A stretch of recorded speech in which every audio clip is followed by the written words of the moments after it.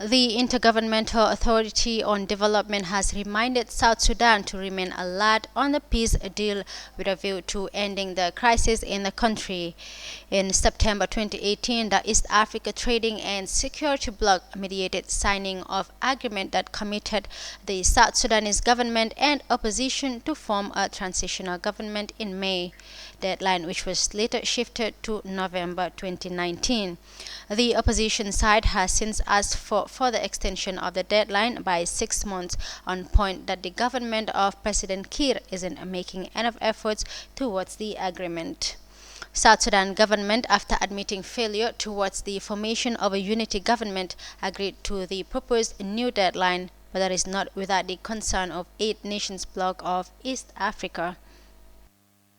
The Intergovernmental Authority for Development says the parties to the South Sudan Peace Agreement had 63 tasks to complete before a new government is formed, but only 31 have been completed. Of the remaining, IGAD says 9 are critical to the immediate formation of the transitional government. Transitional period tasks in the security sector, such as cantonment, registration, screening, training, unification, and deployment of unified forces, and operationalization of the DR Commission are lagging behind. The parties are yet to agree on the boundaries of states, as well as allocation of ministerial positions. The United Nations says it is also vital that sanctions by IGAD against opposition leader Riek Machar be lifted. This ongoing obstacle is surely not difficult to fix with some creative thinking. To promote face-to-face meetings and to enable him to be able to move around to do that, it should be resolved. Nor can it be that difficult for South Sudan government to issue Dr. Riek Machar with a South Sudanese passport in the spirit of building trust and confidence between the parties. The African Union, which was earlier opposed to an extension of the 12th November deadline for a transitional government in South Sudan, says the power to bring stability to South Sudan largely lies with its leaders.